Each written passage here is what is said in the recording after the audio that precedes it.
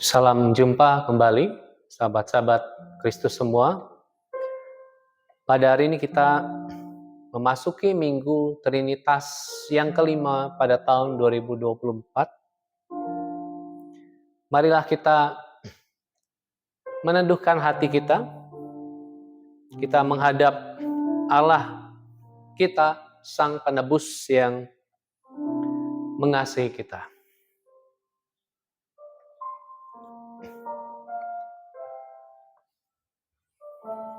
Bersyukurlah kepada Tuhan sebab Ia baik, bahwasanya untuk selama-lamanya kasih setia-Nya. Biarlah itu dikatakan orang-orang yang ditebus Tuhan, yang ditebusnya dari kuasa yang menyesakkan, yang dikumpulkannya dari negeri-negeri, dari timur dan dari barat, dari utara dan dari selatan. Ada orang-orang yang mengarungi laut dengan kapal-kapal yang melakukan perdagangan di lautan luas. Mereka melihat pekerjaan-pekerjaan Tuhan dan perbuatan-perbuatannya yang ajaib di tempat yang dalam. Ia berfirman, maka dibangkitkannya angin badai yang meninggikan gelombang-gelombangnya. Mereka naik sampai ke langit dan turun ke samudera raya. Jiwa mereka hancur karena celaka. Mereka pusing dan terhuyung-huyung seperti orang mabuk dan kehilangan akal. Maka berseru-serulah mereka kepada Tuhan dalam kesesakan mereka, dan dikeluarkannya mereka dari kecemasan mereka. Dibuatnyalah badai itu diam, sehingga gelombang-gelombangnya tenang. Mereka bersuka cita sebab semuanya reda, dan dituntunnya mereka ke pelabuhan kesukaan mereka. Biarlah mereka bersyukur kepada Tuhan karena kasih setia-Nya, karena perbuatan-perbuatannya yang ajaib terhadap anak-anak manusia. Biarlah mereka meninggikan Dia dalam jemaat umat itu, dan memuji-muji Dia dalam majelis para tua-tua. Marilah dalam syukur bahwa Allah baik dengan kasih setia-Nya yang kekal. Kita nyanyikan nyanyi pujian bagi-Mu Tuhan. Nyanyi pujian bagi-Mu Tuhan, pujian bagi-Mu Tuhan. Nama-Mu besar dan layak dipuji. Ku muliakan nama-Mu Tuhan, mulia nama-Mu Tuhan. Nama-Mu besar dan layak dipuji. Nyanyi pujian, nyanyi pujian bagi-Mu Tuhan, pujian bagi-Mu Tuhan. Nama-Mu besar dan layak dipuji. Ku muliakan nama-Mu Tuhan, mulia nama-Mu Tuhan. Nama-Mu besar dan layak dipuji. Nyanyikan pujian bagi Tuhan. Nyanyi pujian bagi-Mu Tuhan, pujian bagi-Mu Tuhan. Nama-Mu besar dan layak dipuji. Ku agungkan nama-Mu Tuhan, namamu. Tuhan, namamu besar dan layak dipuji. Namamu besar, namamu besar dan layak dipuji. Namamu besar ya Tuhan, namamu besar dan layak dipuji.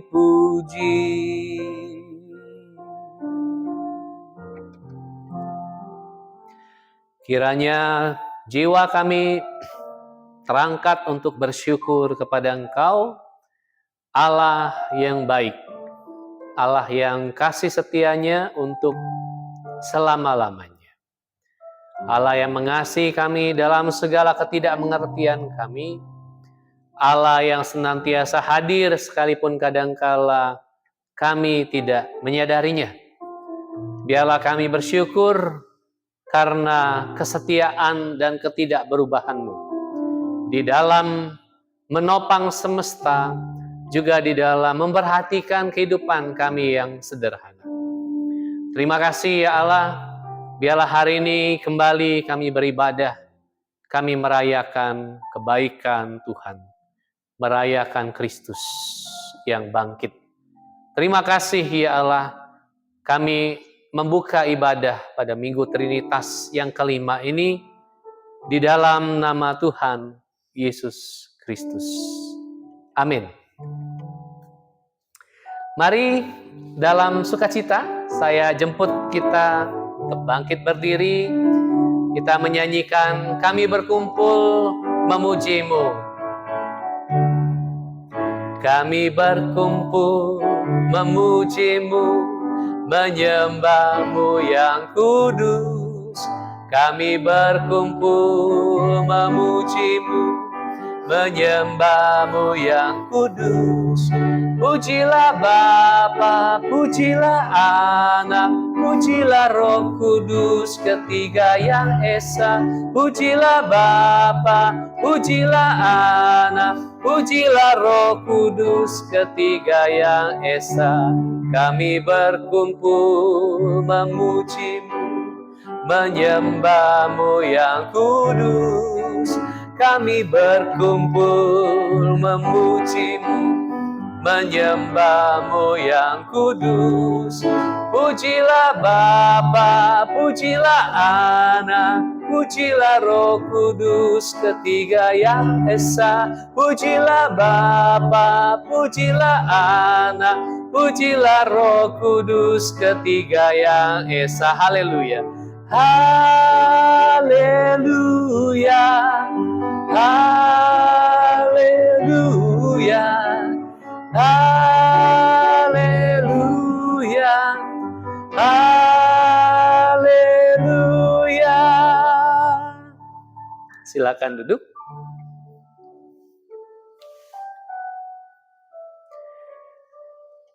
Ayub 38 ayat 1 sampai 11.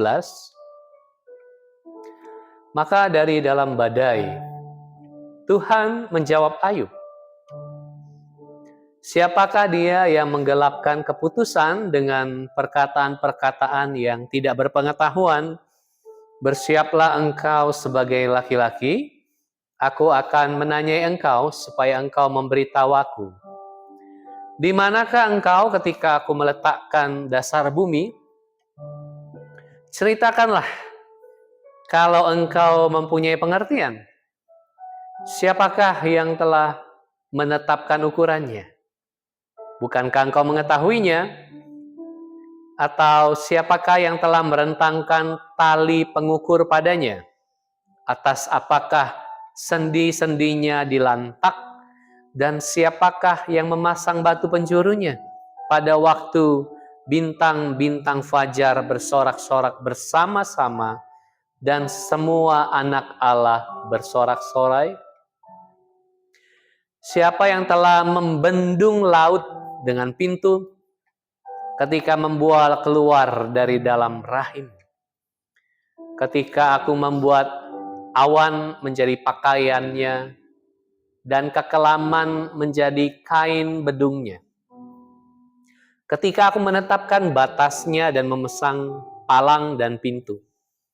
Ketika aku berfirman, sampai di sini boleh engkau datang, jangan lewat. Disinilah gelombang-gelombangmu yang congkak akan dihentikan. Markus 4, ayat 35 sampai 41. Pada hari itu, waktu hari sudah petang, Yesus berkata kepada mereka, marilah kita bertolak ke seberang. Mereka meninggalkan orang banyak itu lalu bertolak dan membawa Yesus beserta mereka dalam perahu di mana Yesus telah duduk, dan perahu-perahu lain juga menyertai dia. Lalu mengamuklah topan yang sangat dahsyat, dan ombak menyembur masuk ke dalam perahu sehingga perahu itu mulai penuh dengan air.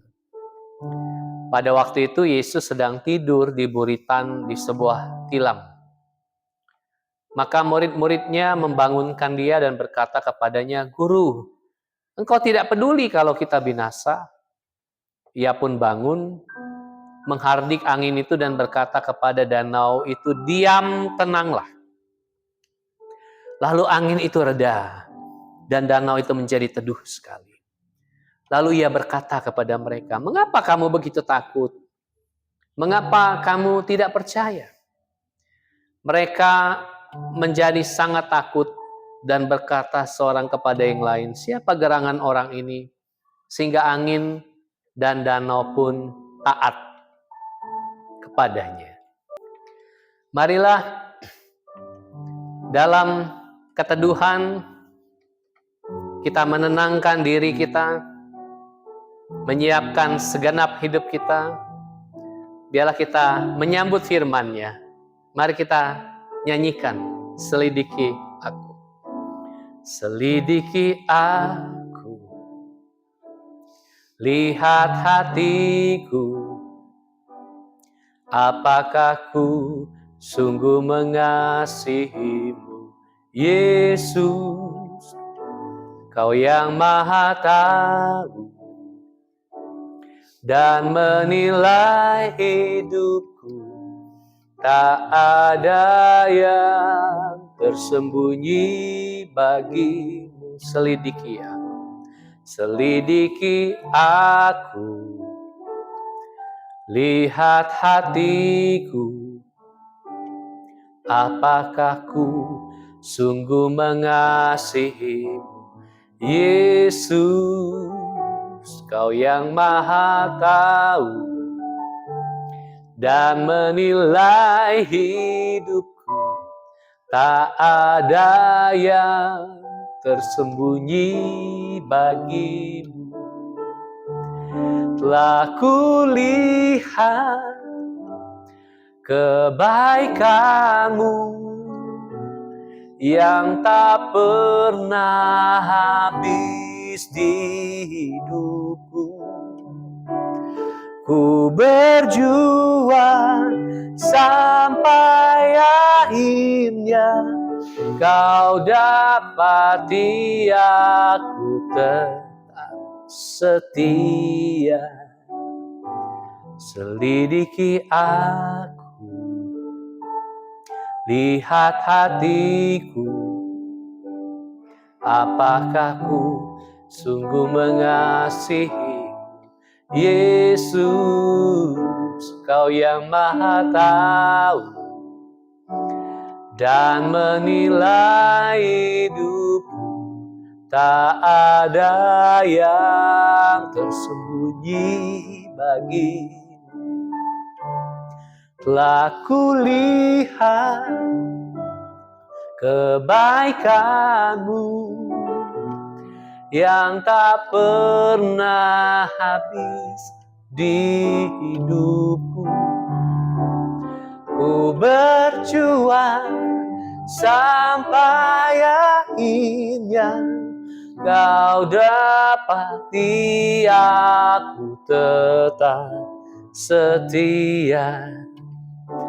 Telah kulihat kebaikanmu yang tak pernah habis di hidupku.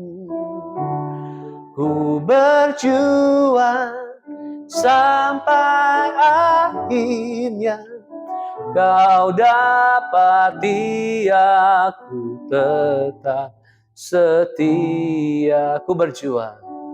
Ku berjuang sampai akhirnya kau dapati aku tetap setia.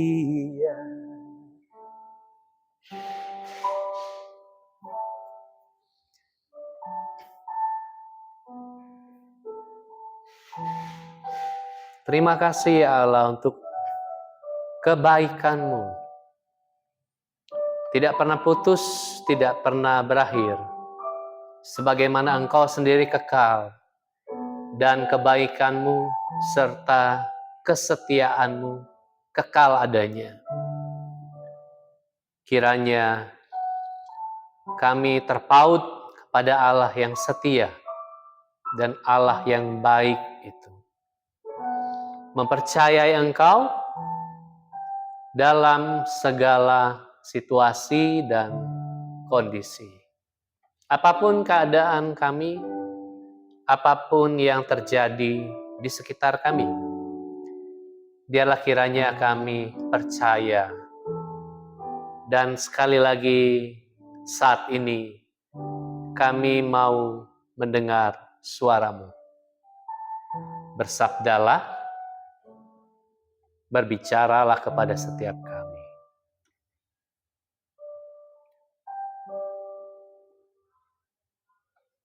Biarlah Roh Kudus-Mu menuntun kami. Sungguhlah kami memerlukannya agar kami berjumpa dengan kebenaran, agar kami diubahkan, agar kami berbuah, agar kami mengenal kehendak dan maksud-Mu bagi setiap kami, ya Tuhan. Pakailah hamba-Mu yang terbatas, kiranya Tuhan berkenan memakainya. Demi Kristus Yesus Tuhan, kami menyambut sabda-Mu. Amin. Firman Tuhan pada hari ini terambil dari 2 Korintus 6 ayat 1 sampai 13.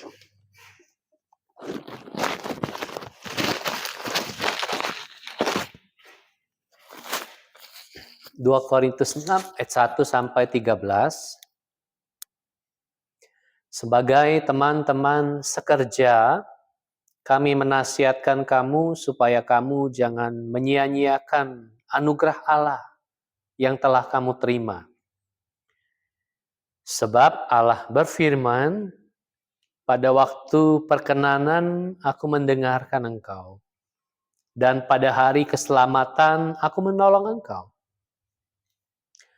Sesungguhnya waktu ini adalah waktu perkenanan itu.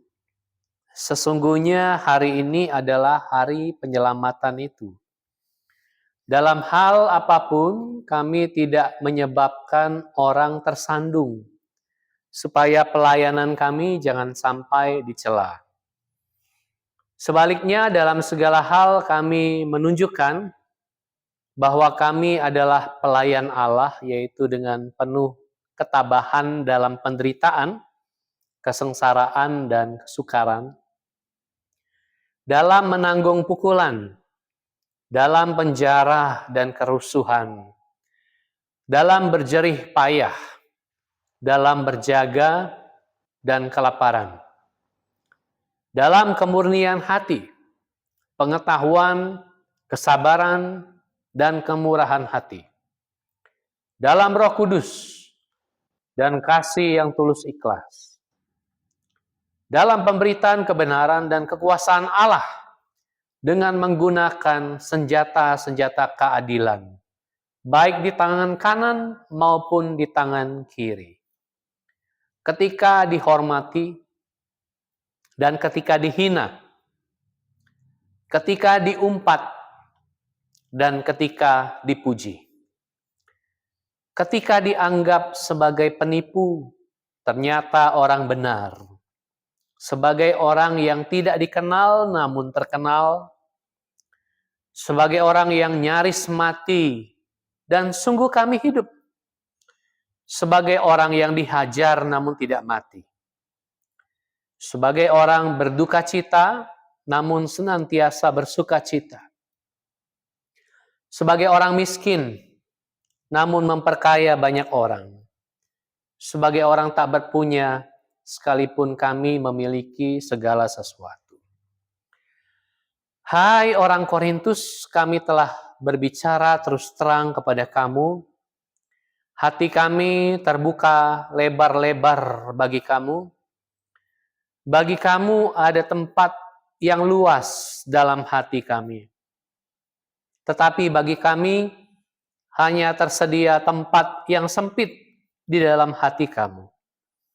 Karena itu sekarang supaya timbal balik, aku berkata seperti kepada anak-anakku, bukalah hati kamu selebar-lebarnya. Demikian pembacaan firman Tuhan. Berbahagialah kita yang merenungkan dan menghidupinya dalam kehidupan kita. Ada berbagai macam cara orang dalam menghayati imannya berhadapan dengan situasi-situasi kehidupannya. Dan dari sana orang-orang tersebut merefleksikan dan membangun semacam prinsip penuntun kehidupannya. Ada orang yang melihat kehidupan dan realitas serta penghayatan imannya secara sangat sederhana. Ada orang yang percaya misalnya prinsip tabur tuai atau hukum karma. Kalau Anda menabur benih, Anda akan menuai benih yang Anda tabur. Sesederhana itu. Kalau Anda berbuat baik, suatu hari nanti orang lain juga akan berbuat baik kepada Anda. Kalau Anda berbuat jahat kepada orang lain, nanti juga Anda ditimpakan kejahatan yang diperbuat oleh orang lain. Sederhana. Hukum karma juga bekerja secara demikian. Dengan tarikan yang lebih luas, melampaui waktu kehidupan Anda dan saya pada saat ini. Kalau Anda pada hari ini berbuat jahat, nanti di kehidupan Anda yang mendatang, Anda akan mendapatkan setimpal dengan perbuatan Anda. Entah Anda berubah bentuk menjadi hewan atau binatang lain yang dianggap lebih rendah. Atau kehidupan Anda pada hari ini adalah hasil tuaian dari taburan Anda di kehidupan Anda yang sebelumnya. Prinsip tabur tuai ini bekerja secara sangat sederhana, menjadi prinsip kehidupan bagaimana orang memandang realitas kehidupan beserta dengan penghayatan-penghayatan religiusnya. Penghayatannya tentang Tuhan juga ada di sana. Tapi ternyata ada juga prinsip yang lain yang barangkali yang lebih kompleks, tidak terlalu sederhana. Karena realitas ternyata tidak sesederhana hukum tabur tuai. Karena apa yang Anda tabur, sesungguhnya belum tentu Anda tuai. Kalau Anda menabur misalnya 10 benih, kalau Anda beli benih tanaman, ada 10 benih yang Anda tabur. Biasanya bukan 10-10-nya yang akan Anda tuai, tidak. Bagus-bagus Anda menuai 7 benih. Bagus-bagus. Bisa jadi Anda tidak menuai sama sekali. Karena dari 10-10 itu tidak ada benih yang tumbuh. Tapi kalau Anda bertanya kenapa dia tidak tumbuh, sebetulnya kita tidak terlalu paham juga. Kita hanya bisa menjawab, ya barangkali treatmentnya kurang pas. Tapi kita tidak tahu barangkali memang dari bawaan benihnya sendiri, dia memang tidak punya potensi untuk bertumbuh. We never know. Kita tidak pernah tahu. Dari situ prinsip hukum tabur tuai sudah mulai dipertanyakan. Karena apa yang Anda tabur belum tentu Anda tuai. Kadang-kadang ada ayat yang digunakan untuk misalnya kalau Anda menabur 30, Anda akan menuai 30, 60, dan 100 kali lipat dalam bentuk materi. Kadang-kadang disampaikan demikian. Tapi tidak selalu terjadi secara demikian. Apalagi kalau dia dibakukan menjadi semacam prinsip. Jadi lebih kompleks ternyata. Kita bicara soal benih yang paling kecil pun itu sudah sangat kompleks. Ada faktor-faktor lain yang tidak bisa kita kendalikan secara sepenuhnya. Mengapa realitas itu sedemikian kompleks? Bahkan ketika kita bicara soal benih yang kecil. Dari yang sederhana, kita berhadapan dengan realitas yang kompleks, prinsip tabur tuai sudah tidak lagi memadai. Tapi ada lagi bahwa yang ketiga, kadang-kadang di tengah kompleksitas kehidupan realitas kita juga ada hal yang tidak serta-merta bisa diperdamaikan, ya. Commensurability, ya, punya kesebandingan, kesejalanan. Kadang-kadang dan seringkali penghayatan iman kita dengan realitas yang di hadapan kita itu incommensurable, ya. Tidak punya tingkat kesebandingan yang sama. Tidak bisa didudukkan serta-merta lalu klop, tutup dengan botol. Sedemikian gampang, sedemikian rupa. Kadang-kadang berhadapan dengan realitas yang kompleks, kita berhadapan dengan situasi yang membingungkan, kacau balau, karut-marut, tidak serta-merta bisa dijelaskan secara rasional. Dan betapa terbatasnya rasionalitas kita menangkap apa yang sedang terjadi di hadapan kita. Sehingga prinsip sesederhana tabur dan tuai itu tidak lagi memenuhi kerangka realitas yang sedang kita hadapi dan kita jalani. Kadang-kadang bisa begitu.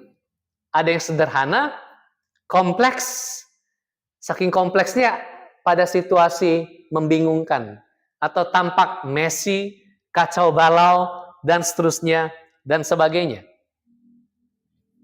Hari ini kita diajak untuk merenungkan bagaimana penghayatan iman kita, percaya kita, kadang-kadang tidak sesederhana prinsip tabur tuai.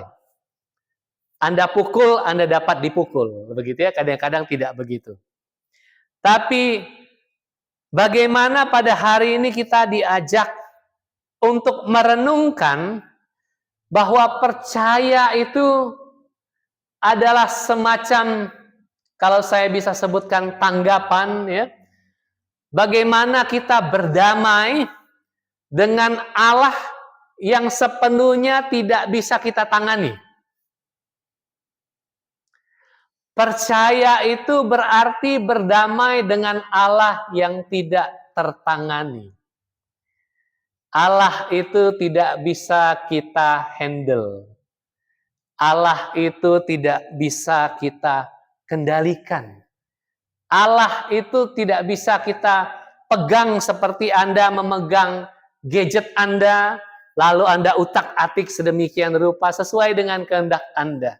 Anda browsing kemana, ke sana, kemari. Bahkan sebetulnya Anda pun tidak bisa menghandle device Anda sepenuh-penuhnya.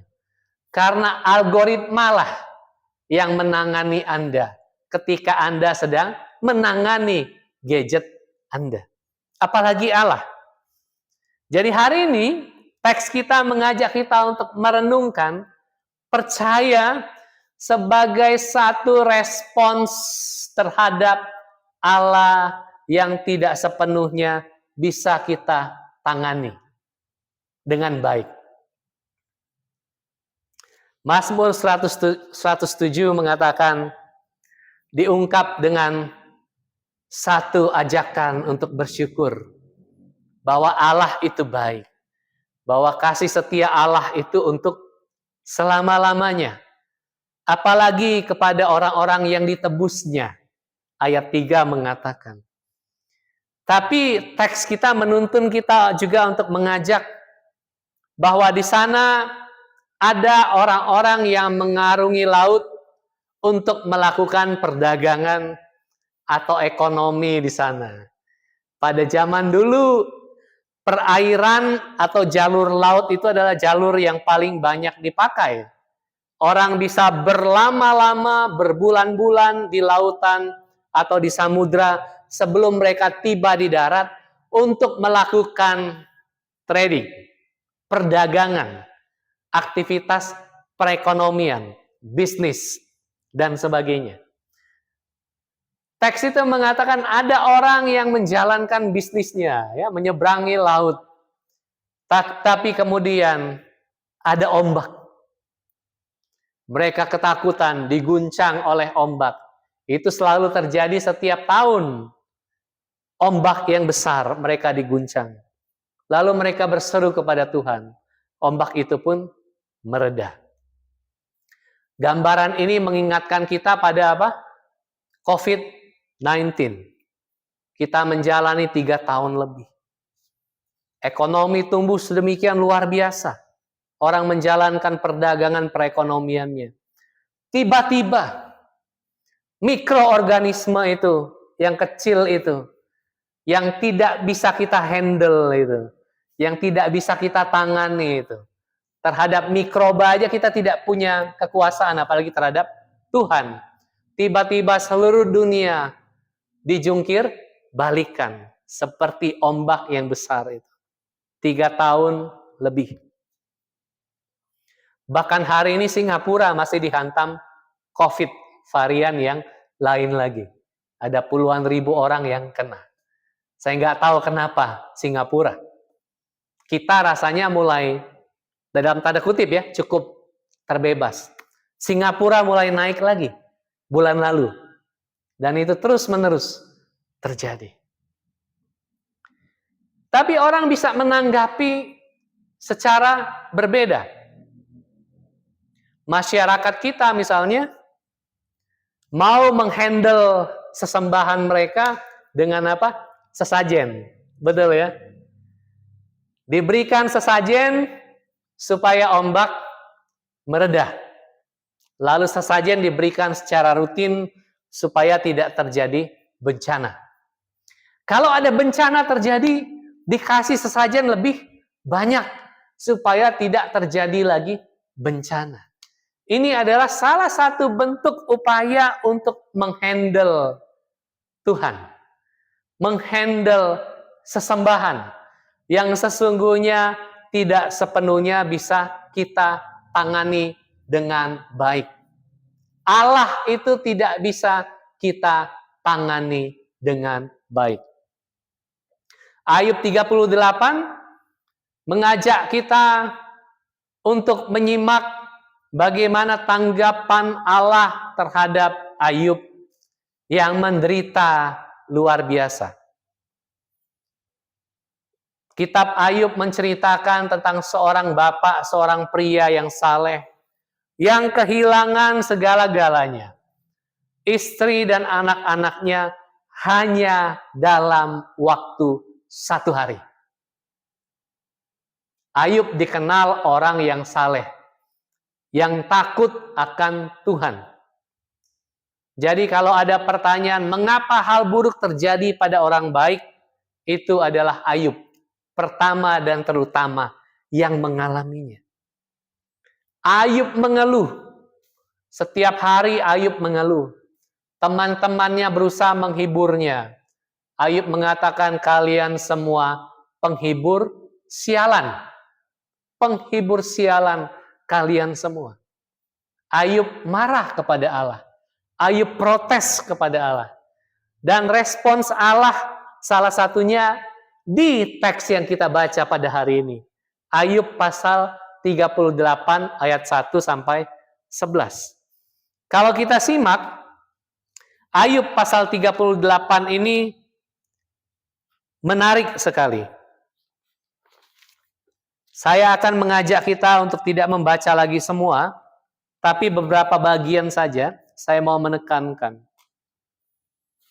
Lalu dari dalam badai, Tuhan menjawab Ayub. Bayangkan ya. Lalu dari dalam badai, Tuhan menjawab Ayub. Badai yang diidentikan dengan apa? Bencana. Badai yang diidentikan dengan apa? Kerusakan terhadap situasi kita, terhadap diri kita. Tapi dari dalam badai, Tuhan menjawab Ayub. Saya hanya akan bacakan ayat yang keempat misalnya. Di manakah engkau ketika aku meletakkan dasar bumi? Ceritakanlah kalau engkau mempunyai pengertian. Ketika ayat 9, ketika aku membuat awan menjadi pakaiannya dan kekelaman menjadi kain bedungnya, aku menetapkan batasnya dan memasang palang dan pintu, lalu aku berfirman, sampai di sini engkau boleh datang, jangan lewat. Disinilah gelombang-gelombangmu yang congkak akan dihentikan. Tuhan mau mengatakan bahwa sebelum engkau ada, aku sudah meletakkan dasar-dasar bumi. Saya merenungkan pernyataan ini sebagai Tuhan mau mengatakan bahwa sebetulnya persepsi dan perspektif kita dalam menanggapi sesuatu itu sangat terbatas. Anda dan saya tidak pernah bisa bahkan melihat muka kita sendiri secara konkret. Tidak pernah bisa. Anda dan saya hanya bisa selalu dibantu dengan cermin, dengan kaca. Tapi mata Anda dan saya tidak pernah bisa melihat wajah Anda dan saya sendiri secara konkret. Saya bisa melihat wajah Anda. Anda bisa melihat wajah saya. Tapi Anda tidak bisa melihat wajah Anda dan saya tidak bisa melihat wajah saya. Artinya mata bola mata kita secara konkret memang berpersepsi sangat terbatas. Terkecuali kalau mata Anda berbentuk seperti siput yang panjang lalu bisa menoleh ke muka Anda sendiri, maka Anda bisa melihat muka Anda dengan mata Anda sendiri dan bukan dengan cermin. Artinya di sini tanggapan Allah mau mengatakan, sebelum engkau ada, sebelum engkau mempersepsi sesuatu, sebetulnya dasar bumi sudah aku letakkan. Sebelum engkau hidup dalam kronologi waktu dan tempatmu, aku sudah meletakkan segala sesuatunya. Allah tidak menjawab mengapa penderitaan Ayub terjadi. Allah tidak menjawab mengapa dia kehilangan istrinya. Allah tidak menjawab mengapa 10 anaknya mati. Hartanya ludes dalam waktu 1 hari. Allah tidak menjawab itu. Tapi Allah hanya menjawab bahwa persepsimu terbatas. Realitas ini begitu kompleks dan kadang membingungkan. Persepsi kita yang terbatas membuat kita kadangkala kebingungan berhadapan dengan situasi dan problem dan masalah kita. Singkatnya, barangkali Allah mau berkata demikian kepada Ayub. Kita masuk pada teks peristiwa ketika Yesus dan para murid menyeberang danau di waktu hari sudah menjelang malam. Markus pasal 4 ayat 35 sampai 41. Kata ombak lagi kembali ada di sana. Di Mazmur kita berjumpa juga dengan kata ombak di sana. Di Markus kita menghadapi lagi ombak. Ada ombak di sana, ada topan dahsyat di sana. Tadi pada kitab Ayub kita berhadapan dengan teks bahwa Allah berbicara dengan Ayub di dalam badai. Pada Markus 4 kita berhadapan dengan perahu para murid dan Yesus di dalamnya diterpa topan badai yang dahsyat dan ombak mengguncang sedemikian rupa. Lalu disebutkan perahu itu penuh dengan air. Menjadi persoalan bagi mereka. Mengapa? Karena Yesus ada di dalam perahu itu. Kalau Yesus ada di dalam perahu, mengapa perahunya penuh dengan air? Kita tahu kalau perahu dengan penuh dengan air, sebentar lagi perahunya tenggelam. Kita hanya bisa memersepsi demikian atas situasi kita. Para murid mempersepsinya secara demikian. Aku melihat bahwa perahu ini sudah penuh dengan air. Kalau begitu, sebentar lagi perahu ini akan tenggelam. Sama seperti Ayub. Istriku diambil, anak-anakku tidak ada, hartaku lulu lantak, ludes. So what? Apalagi Tuhan yang mau kau ambil? Barangkali Ayub mau bilang kasar begitu ya. Apalagi yang kau mau ambil? Semua sudah kan? Tapi tidak menjawab mengapa ini terjadi. Ayub bertanya demikian. Dan ternyata Tuhan tidak menjawab mengapa itu terjadi. Tuhan hanya menjawab bahwa sebelum engkau bisa melihat bumi ini dibentuk, bumi ini sudah terbentuk. Dan begitulah para murid itu. Tuhan, ini perahunya sudah mau tenggelam. Airnya sudah penuh. Gimana sih? Kok engkau malah tidur? Kalau terjemahan baru 2 mengatakan bahwa Yesus tidur dengan menggunakan bantal. Dan tidurnya berarti nyenyak sekali. Di tengah ombak dan air yang masuk, Yesus tidur dengan bantal, tertidur dengan pulasnya. Kau tidak peduli Tuhan, kalau kami semua binasa. Tapi menarik bahwa Yesus mengatakan, ayat yang ke-40, mengapa kamu ketakutan? Belumkah kamu percaya? Setelah dia meredakan ombak itu, dan danau itu menjadi tenang sekali. 2 pertanyaan, mengapa kamu ketakutan? Belumkah kamu percaya? Terjemahan baru 1, mengapa kamu belum percaya? Atau mengapa kamu tidak percaya? Mengapa kamu ketakutan? Belumkah kamu percaya? Takut dan percaya. Ini adalah 2 respons yang mendrive manusia secara umum. Sebelum kita merasionalisasikan segala sesuatu menjadi prinsip-prinsip hukum tabur tuai, hukum karma, dan sebagainya, atau prinsip filosofis yang lebih kompleks, sampai ke yang membingungkan. Ini adalah respons purba, respons awal yang dari dulu sudah dibicarakan, dan Yesus sendiri yang mengatakan, mengapa kamu ketakutan? Belumkah kamu percaya? Dan barangkali begitulah kita. Ketika kita berhadapan dengan situasi badai yang menerpa sedemikian rupa, kehidupan kita seperti perahu para murid itu. Atau seperti kapal orang yang melakukan perdagangan itu, tiba-tiba ombak mengguncang sedemikian rupa. Hanya ada dua respons yang akan mendrive kita. Tidak ada respons lain. Hanya ada dua respons, kata Yesus. Kamu mau takut atau kamu mau percaya?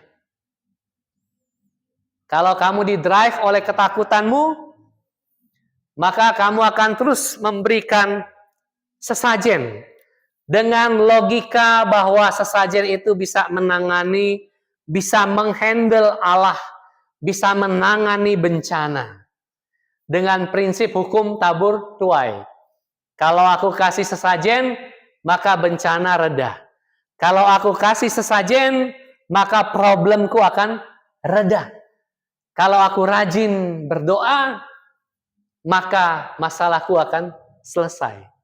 Kita mencoba menghandle Tuhan. Bahkan dengan doa. Mungkin juga dengan ibadah. Barangkali dengan perbuatan baik. Logika sederhana yang berasal dari drive ketakutan. Kita takut dan tidak bisa memperdamaikan situasi kita dan penghayatan kita terhadap Allah yang baik itu. Atau kita memilih untuk percaya bahwa kalau percaya, memang realitas ini tidak sederhana, tapi drive yang percaya itu akan mengatakan bahwa memang ada yang incommensurable. Memang ada yang tidak sejalan sebanding. Memang ada yang tidak bisa serta-merta diperdamaikan seperti botol ketemu tutup. Tapi tidak apa-apa. Aku tetap percaya. Karena hanya dua yang akan mendrive kita. Kita didrive oleh percaya atau kita didrive oleh rasa takut. Kalau kita didrive oleh rasa takut, maka pada situasi terakhir yang melampaui kompleksitas itu, ketika kita berhadapan dengan situasi yang membingungkan, messy dan kacau balau, kalau kita berhenti pada drive ketakutan itu, maka kita akan menyerah. Ya sudah, aku menyerah. Menyerah dan dikuasai oleh ketakutan itu. Tapi kalau oleh anugerah Allah seperti Yesus menanya, belumkah kamu percaya? Dan kita dipanggil untuk percaya. Dan kalau kita merespons dengan percaya, apapun ketidaksebandingan, incommensurability, realitas yang kita hadapi dan alami, kita toh tetap juga percaya. Dan tidak lagi hidup di dalam ketakutan. Kalau kita hidup di dalam ketakutan, lama-lama ketakutan itu akan menggerogoti kita dan kita menyerah. Realitas itu barangkali kadang-kadang membingungkan kita. Setelah kita tidak paham betapa kompleksnya, kita kemudian bingung. Tapi tidakkah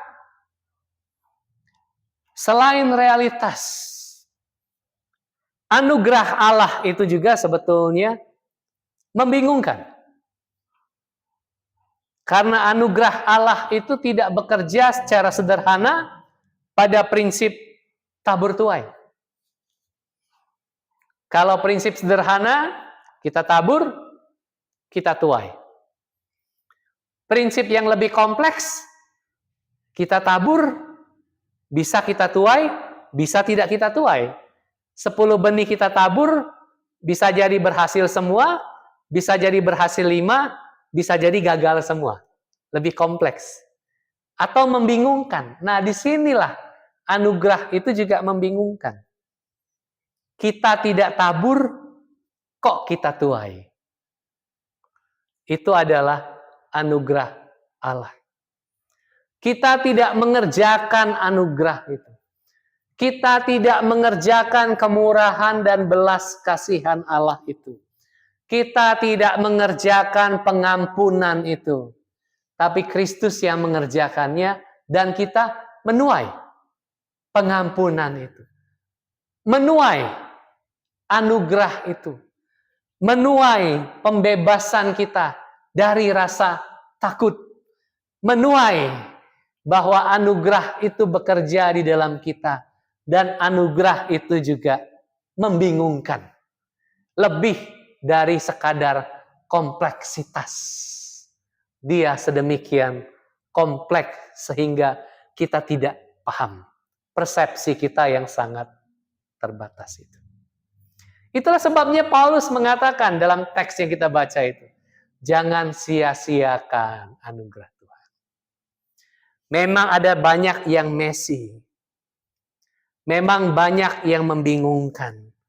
Tapi anugerah Tuhan itu juga melampaui segala akal. Bekerja juga di tengah kita. Jangan sia-siakan anugerah Allah. Yang tidak bekerja secara sederhana tabur tuai. Tidak. Tapi Kristus yang memberikan dirinya. Sehingga kita bisa mengalami anugerah Allah. Sehingga Paulus mengatakan. Dia mendaftarkan sederetan list di mana dia bisa protes, di mana dia bisa komplain tanpa akhir sebetulnya. Karena Paulus mendaftarkan banyak sekali penderitaan dia. Dia dipukul, dipenjara, mengalami kerusuhan, jerih payah, kelaparan dan seterusnya dan seterusnya. Bahkan dia juga dihina, diumpat, ada dihormati dan dipuji juga. Disebut penipu. Bayangkan ya, seorang rasul disebut sebagai penipu. Dianggap tidak ada, tidak dikenal, tapi terkenal. Nyaris mati, tapi hidup. Dihajar, tapi tidak mati. Mengalami duka cita, tapi sukacita. Mengalami kelaparan, kemiskinan, dan seterusnya, dan seterusnya. Tapi Paulus mengatakan, aku menghadapi semua kenyataan yang membingungkan ini loh. Yang sebetulnya tidak perlu aku alami dan hadapi. Tapi aku mendaftarkannya. Dan aku bisa menyebut bahwa dalam segala hal yang tidak terdamaikan itu, ya, kelaparan dan sebagainya, penganiayaan, dipukul dan sebagainya, ditolak orang dan seterusnya itu, dalam segala hal Paulus mengatakan, kami ini pelayan Allah. Jadi, kalau hari ini Anda dan saya berada pada fase di mana Anda menghadapi hidup Anda dan kenyataan di sekitar Anda bisa saja membingungkan. Atau messy atau kacau balau. Anda menganggapnya demikian karena persepsi kita yang terbatas. Tidak apa-apa. Karena anugerah itu juga membingungkan. Dan anugerah itu bekerja di antara kita. Dia bekerja di tengah Rasul Paulus yang sangat menderita. Dan juga dia bekerja di antara Anda dan saya. Percayalah. Dan percaya seperti saya bilang di awal, percaya itu tidak berupaya menangani Allah. Tapi percaya itu berupaya berdamai dengan Allah yang tidak tertangani oleh kita. Percayalah anugerah itu bekerja di tengah kita. Amin. Mari kita berdoa. Terima kasih ya Allah. Hari ini sabdamu mengingatkan kami. Engkau Allah yang kekal, yang sudah ada dan menciptakan segala-galanya, melampaui seluruh kehidupan, ruang dan waktu kami, dan persepsi kami yang sangat sempit dan terbatas. yang sehingga kami seringkali mencerap kenyataan ini membingungkan, kacau balau. Tapi kami diundang untuk percaya, dipanggil untuk percaya bahwa di hadapan kenyataan dan diri kami yang kadang membingungkan ini, bekerja juga anugerah Allah yang juga tidak kalah membingungkan. Karena Dia tidak bekerja seturut kehendak kami, atau bekerja berdasarkan prinsip-prinsip sederhana yang kami tetapkan sendiri. Karena kami hari ini diingatkan bahwa sesungguhnya Engkau Allah itu memang tidak pernah bisa kami tangani dengan baik. Justru kami yang perlu memberikan diri kami di dalam tangan Allah yang bisa menangani kami dengan baik. Walaupun kami kadang-kadang tidak paham jalan-jalan dan maksud-Mu. Tapi biarlah melalui persepsi dan perspektif kami yang amat terbatas, kami tetap percaya. Kiranya anugerah-Mu menopang kami, ya Allah. Anugerah-Mu yang menakjubkan itu bekerja di tengah kami. Biarlah kami yang kadang-kadang sama seperti para murid yang kurang percaya, didrive oleh rasa takut kami, oleh ketakutan kami akan banyak hal. Biarlah kiranya kami dibebaskan. Biarlah kami didrive bukan lagi oleh rasa takut, melainkan oleh percaya. Percaya Engkau Allah yang baik. Percaya Engkau Allah yang setia. Yang kesetiaannya adalah kekal selama-lamanya. Terima kasih Tuhan. Terima kasih. Ini doa kami yang kami alaskan demi Kristus Yesus Tuhan. Amin. Marilah kita bangkit berdiri dan bersama dengan gereja Tuhan di segala tempat dan di segala zaman, marilah kita mengikrarkan pengakuan iman rasuli. Aku percaya kepada Allah, Bapa yang Maha Kuasa, Khalik langit dan bumi, dan kepada Yesus Kristus, anaknya yang tunggal Tuhan kita, yang dikandung dari Roh Kudus, lahir dari anak darah Maria, yang menderita sengsara di bawah pemerintahan Pontius Pilatus, disalibkan, mati dan dikuburkan, turun ke dalam kerajaan maut. Pada hari yang ketiga bangkit pula dari antara orang mati, naik ke surga, duduk di sebelah kanan Allah, Bapa yang Maha Kuasa, dan dari sana Ia akan datang untuk menghakimi orang yang hidup dan yang mati. Aku percaya kepada Roh Kudus, gereja yang kudus dan am, persekutuan orang kudus, pengampunan dosa, kebangkitan tubuh, dan hidup yang kekal. Amin. Silakan duduk. Marilah kita memberikan persembahan kita, dan Dia Allah yang juga sudah memberikan yang terbaik dalam hidup kita. Aku diberkati, sepanjang hidupku diberkati.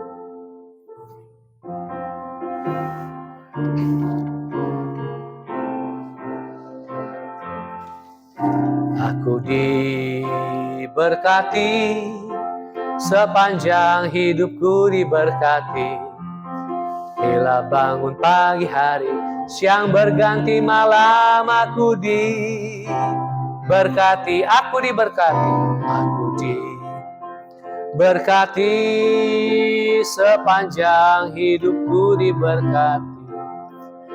Bila bangun pagi hari, siang berganti malam, aku diberkati. Marilah kita menaikkan doa-doa syafaat kita. Hari ini kami bersepakat menaikkan doa-doa kami. Kami berdoa buat gereja ini.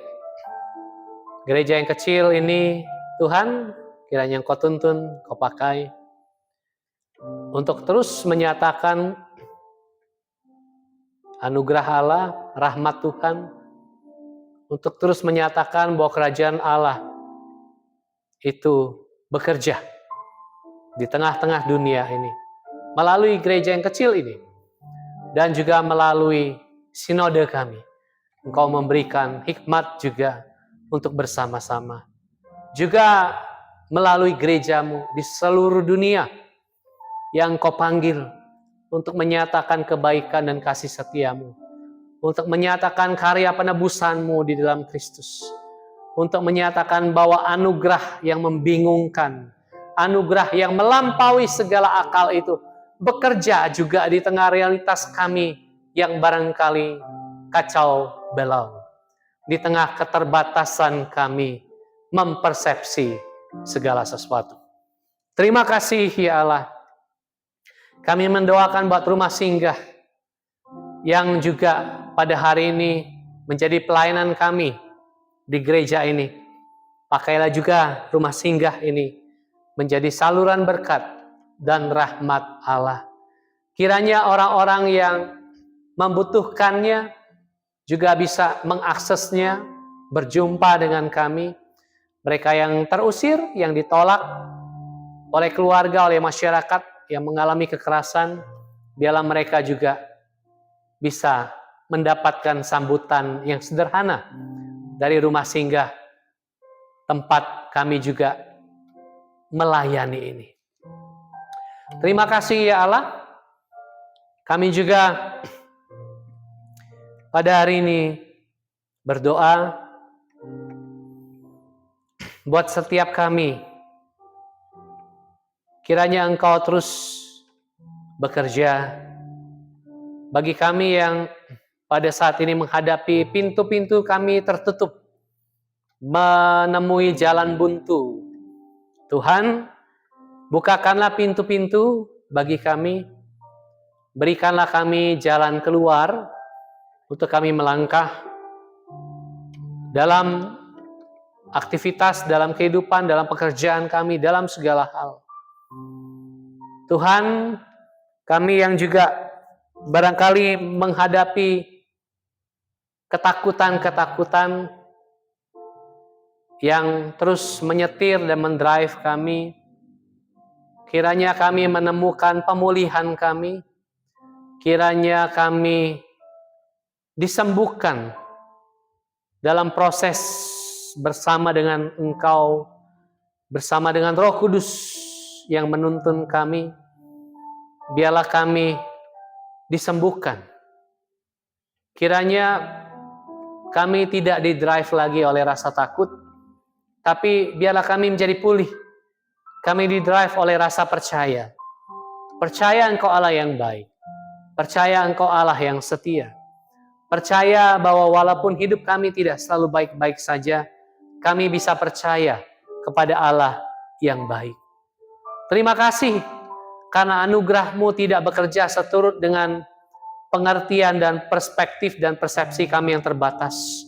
Tapi kami bersyukur karena anugerah Allah bekerja melampaui perspektif, persepsi, dan pengertian kami sendiri. Terima kasih. Karena itulah kami percaya. Karena itulah kami berharap. Terima kasih ya Allah. Engkau Allah penebus kami. Terima kasih ya Allah. Kami yang hari ini menghadapi bahwa kami menghadapi relasi-relasi kami yang mungkin tidak baik.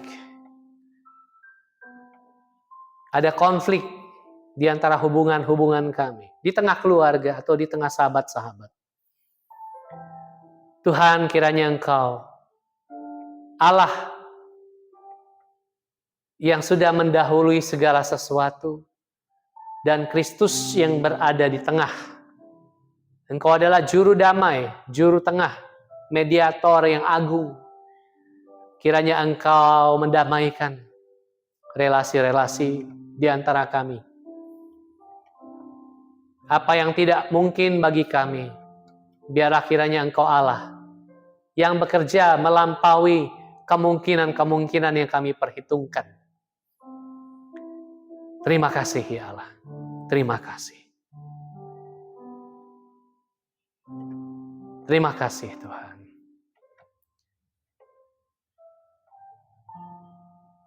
Kiranya Engkau juga mendengar seruan-seruan kami yang terdalam. Seruan-seruan hati kami. Jeritan-jeritan batin kami. Yang tidak terungkap dengan kata-kata. Roh Allah, bantulah kami.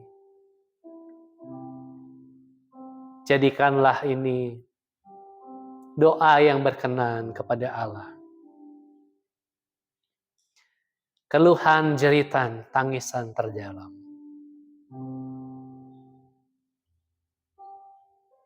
Bantulah kami dalam betapa terbatas kami mengungkapkannya. Kiranya Roh Allah menerjemahkannya bagi kami. Engkau Allah yang melihat dan mengetahui lebih dari kami mengenal diri kami sendiri. Tuntunlah kami, betapa kami rapuh, betapa kami kadang-kadang lemah, betapa kami bingung dan kadang tidak paham. Tuhan, tolonglah kami. Tolonglah kami.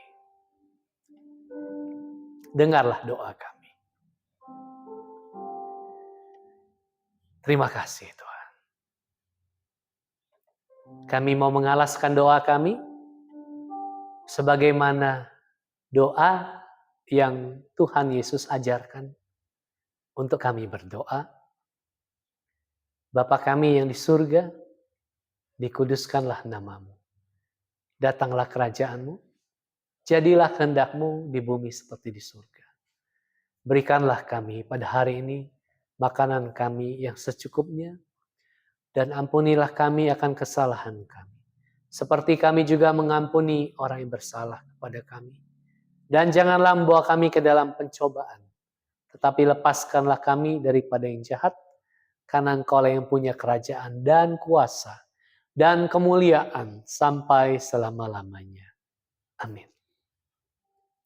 Mari kita berdiri, kita nyanyikan Saya Mau Iring Yesus sampai selama-lamanya.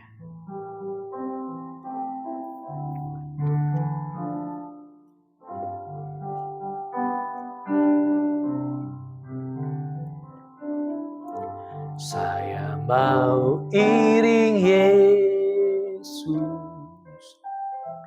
Saya mau iring Yesus sampai selama-lamanya. Saya mau iring. Saya mau iring Yesus. Saya mau iring Yesus sampai selama-lamanya.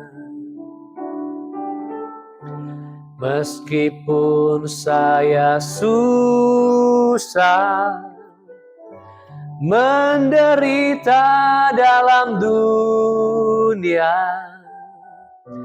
saya mau iring Yesus sampai selama-lamanya. Saya mau iring Yesus.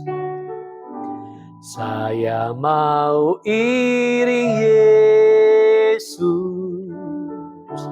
Saya mau iring Yesus sampai selama-lamanya.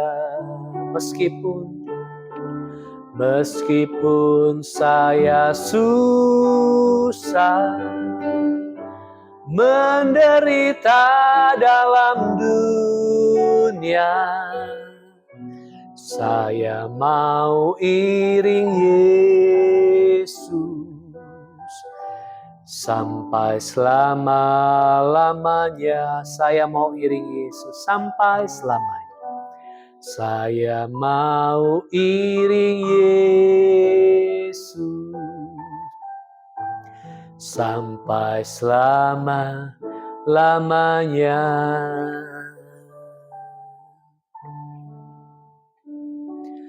Sahabat-sahabat Kristus yang terkasih, kembalilah ke dalam kehidupanmu. Pulanglah ke tengah duniamu. Beradalah di dalam perahumu. Perahu yang barangkali kecil. Perahu yang barangkali rentan kala diguncang oleh ombak. Dia oleng kala ditiup oleh topan keras. Badai yang dahsyat. Tapi tetaplah di dalam perahumu. Engkau diberi anugerah untuk percaya. Dan dengan demikian engkau diberi kekuatan untuk bebas dari rasa takut. Untuk menghadapi ombak-ombak itu. Untuk menelusuri danau realitas kehidupan. Bersama Kristus Sang Sabda. Bersama Roh Kudus yang menaungi bumi. Menaungi semesta raya. Tapi juga ada bersamamu. Karena itu pulanglah dengan percaya. Tanggalkan rasa takutmu. Terimalah anugerah Allah. Terimalah berkat dari Allah Bapa. Kasih sayang dari Kristus Yesus. Dan persekutuan dengan Roh Kudus. Tinggal tetap menyertai kita sampai selama-lamanya. Amin.